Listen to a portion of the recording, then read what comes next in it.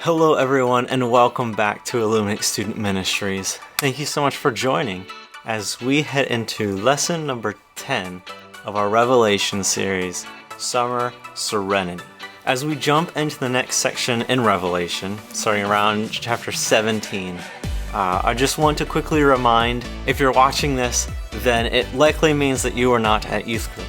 And if you were at youth group, just once more, all the content you're going to hear me talk about is what we talked about on Wednesday. So you're going to hear double the content. Now I'm going to ask you to do something, and it's not to get like comments or whatever, but I would like for you to comment if you're watching this like as the lesson because you weren't at youth group, or just in general if you're watching this for the lesson rather than just clicking on it and then clicking off of it. I realized how much time it takes to make these videos, and so I want to make sure that I am being smart with my time and not just putting these videos up for no one to watch. So if you can comment to let me know if you're watching this, and if you are, then I'm going to continue. Like even if it's just one or two, I will continue. But if it's none, then I'm not. So if you're joining us, why don't you grab a Bible and a journal as we do some reading and as we take some notes. So I'm going to ask you a question, even though I know you can't respond to me because it's a video. I want you to think, and to answer this question anyways, what do you want to be the best at? So I want you to dream just a little bit. I want you to think about, what do you want to be the best at? It's so important for us to have dreams and to have goals and to strive to do really good at things, even to very high levels.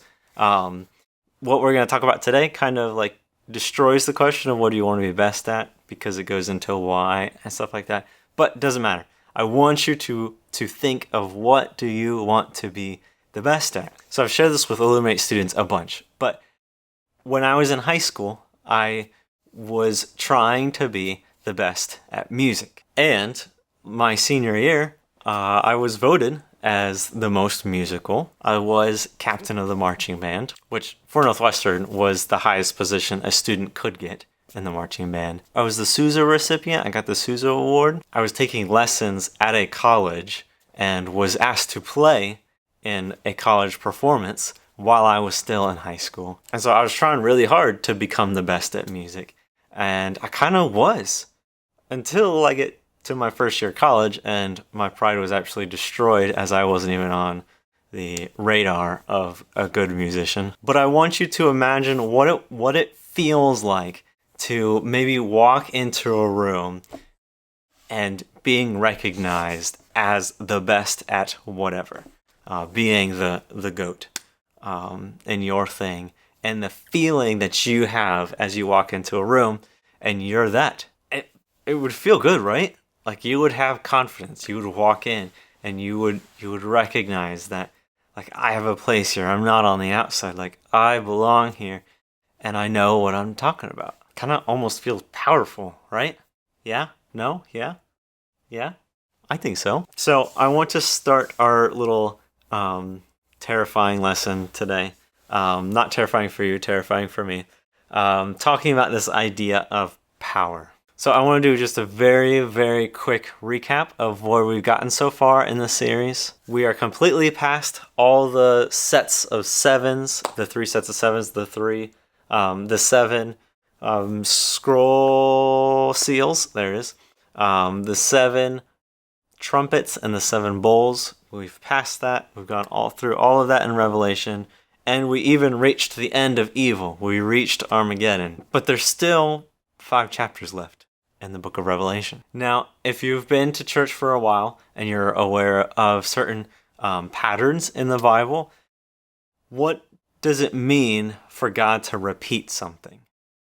Usually if he repeats it, and if he says it more than once, he says it 2, 3, 4 times, and he just keeps repeating it, it means that it's important. And so that's what we see for the rest of the chapter, that he starts to almost repeat, but he's kind of like taking things that he's already said in different chapters and he's expanding upon it. He's going in a deeper look. And so He's already shown John, which was the author, the person experiencing all of this, he showed him everything, but now he's almost taking him back and explaining things a little further, giving more detail. And so what we're going to read today is an expanding of what we talked about last week of the kings and all the people starting to build up and go against God's nation in a bowl number 6, I think. And we meet a character called Babylon. We're just going to read a couple verses from 3 different places that is talking about this Babylon character. Now we see it in Revelation chapter 16. Verse 19 says, "The great city split into 3 parts, and the cities of the nations collapsed. God remembered Babylon the Great and gave her the cup filled with the wine of the fury of his wrath." So who is this Babylon? What is this Babylon? It talks about a city. Let's take a look in the Old Testament to see who this is. The first passage I want to look at is Isaiah chapter 13, verses 1 through 3. It says, "A prophecy against Babylon that Isaiah son of Amos saw. Raise a banner on a bare hilltop, shout to them, beckon to them to enter the gates of the nobles. I have commanded those I prepared for battle. I have summoned my warriors to carry out my wrath, those who rejoice in my triumph." He says that God's starting to raise an army against Babylon. And we see another instance of Babylon in Jeremiah chapter 50, which is a very similar passage, but in a different place. 50, verses 1 through 3, says, "This is the word the Lord spoke through Jeremiah, the prophet, concerning Babylon and the land of the Babylonians. Announce or proclaim among the nations, lift up a banner and proclaim it. Keep nothing back, but say, Babylon will be captured, Bel will be put to shame, Marduk filled with terror. Her images will be put to shame, and her idols filled with terror. A nation from the north will attack her and lay waste her land.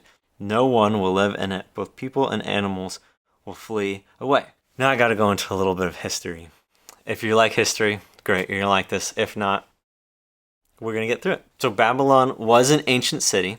It was founded around, I believe, 2300 BC, and it eventually became a huge and was known to be a cruel empire that reigned between 1790 BC to 539 BC, which is a really long time. Like 1700 to 500, that's a long time. And within this time, in the year 587 BC, before Babylon was destroyed, Babylon destroyed Israel. Like completely destroyed. Killed a lot of people, destroyed the temple, destroyed the city, dispersed all the Israelites. And so we kind of see from this instance why they don't like Babylon, why Babylon is here mentioned as a cruel and evil nation. So if you notice, Babylon, it was destroyed in 539 BC. If that's the case, why do we see Babylon in Revelation? Because Revelation was written between 60 and 90 AD. So how is this character coming back when it was destroyed a long, long, long time ago? Like all of the Old Testament references that God shows John in his visions, they are all brought up because God knows that John is going to recognize what this means. So as God shows John a picture of Babylon, John already knows that means, it doesn't mean that it's the Babylonian people, but that there's an evil nation. God was showing John something he already knew to understand what is to come. It's like saying at youth group, next week, we're going to play wiffle ball, but I need to ensure that our wiffle ball doesn't turn into another broom ball incident. For people who've not been to Illuminate Student Ministries, and I say a broom ball incident, they don't really know what that means. But for anybody that was there or heard me talking about it a couple weeks ago, it's a bad thing. A lot of people are going to get hurt. And so when I say we don't want a broom ball while we're playing wiffle ball, it's like a reference, something that I know that our students would understand because they went through it. God shows John a picture of Babylon because God knows John will recognize what he's trying to say by envisioning Babylon.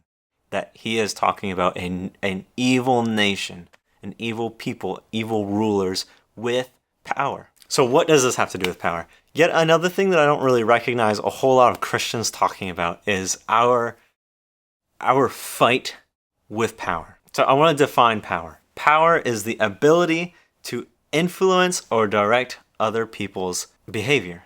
And you can gain power by so many means.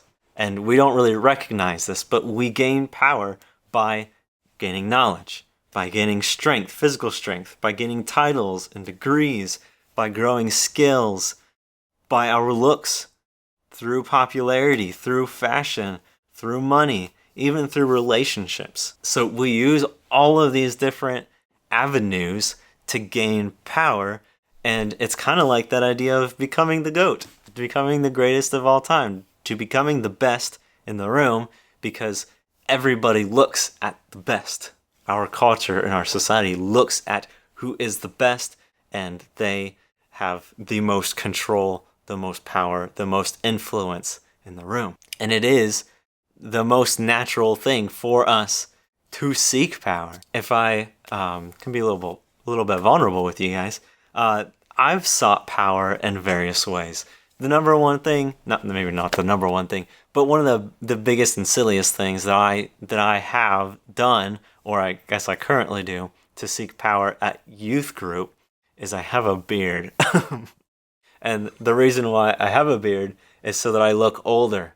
And if I look older, then there's a better chance that you're going to listen to what I say. Because if I were to shave this, I would look like a 6th grade boy. But I've also sought power in other ways. I've sought power in fashion, that if I look cool and hip, then people will maybe listen to me. I've sought power in my degrees and mainly knowledge, even quietness, that if I seem quiet, I kind of seem like I know what I'm doing, so people would trust me. And like I said in the past, my understanding of music. All these ways are ways that I have sought to increase my power. It's so crucial for us, especially as Christians. We need to know what ways and what areas we are seeking power. So that's my question to you. In what ways are you trying to gain more power in your life with your classmates or in any way? What are you trying to gain or to grow in order to gain more influence? The reason why this is so important is because power, if we're not aware of it, it makes us prideful. And it can make us controlling. And it can make us manipulative.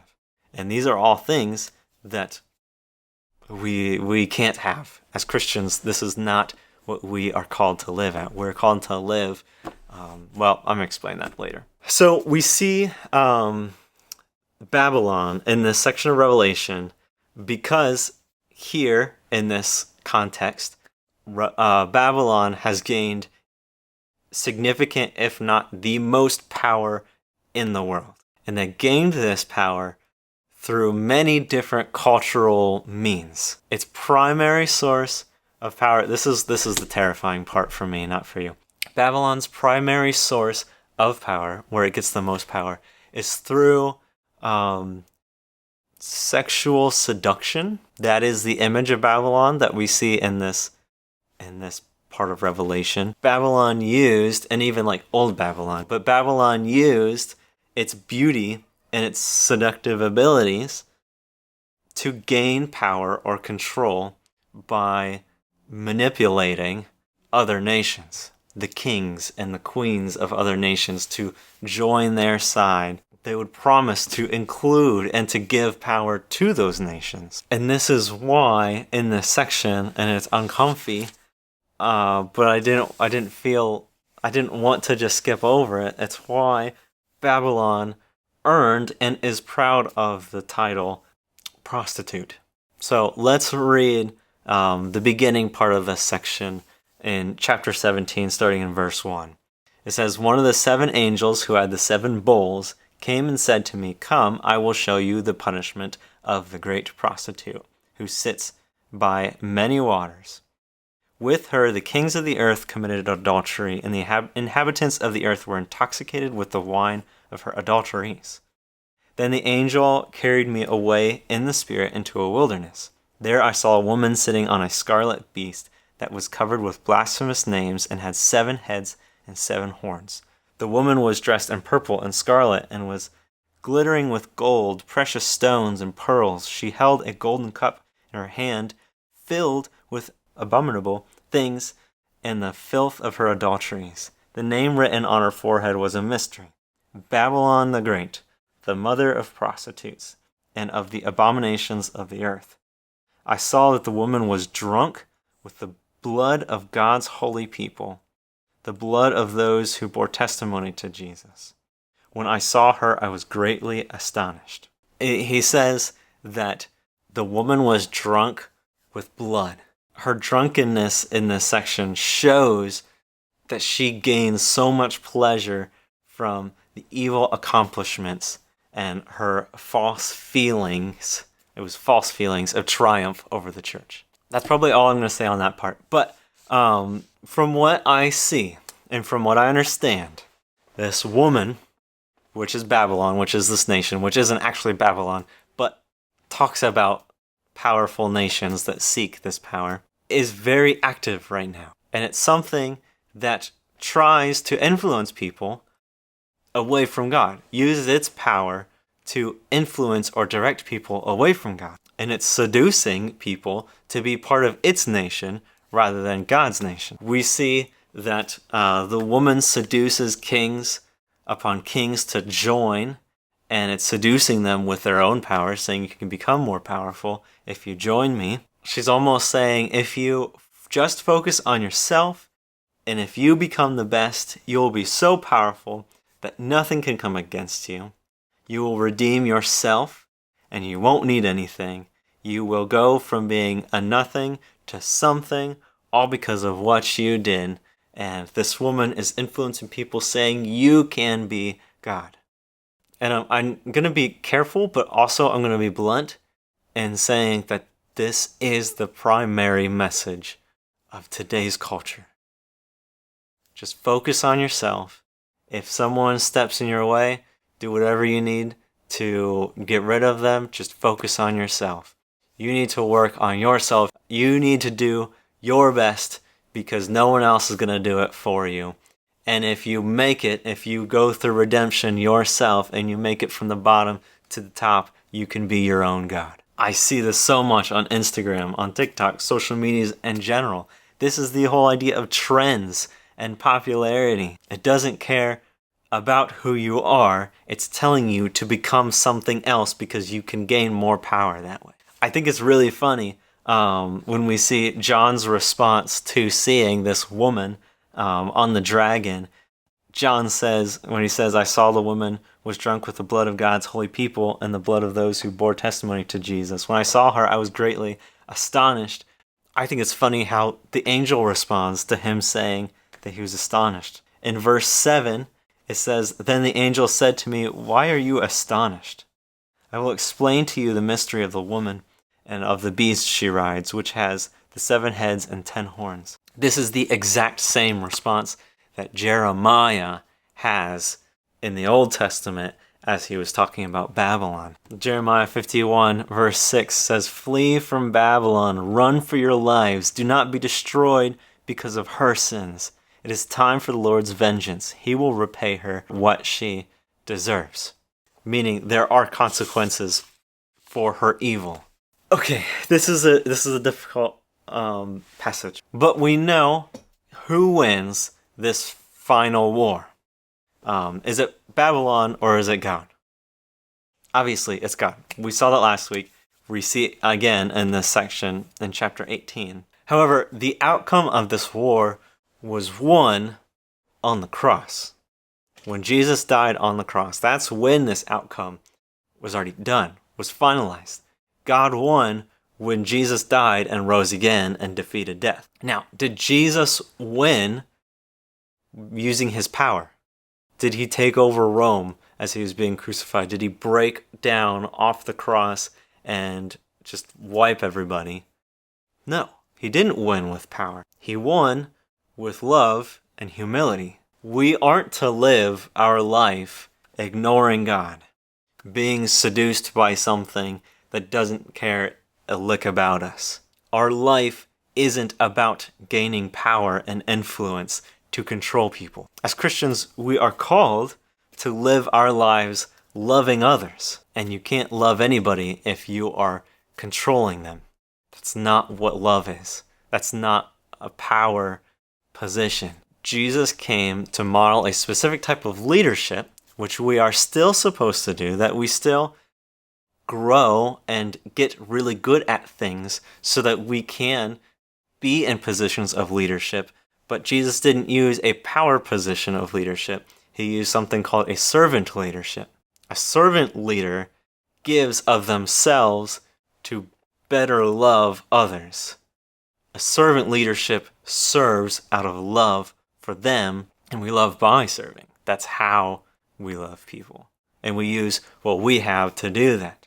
Was Jesus really good at things?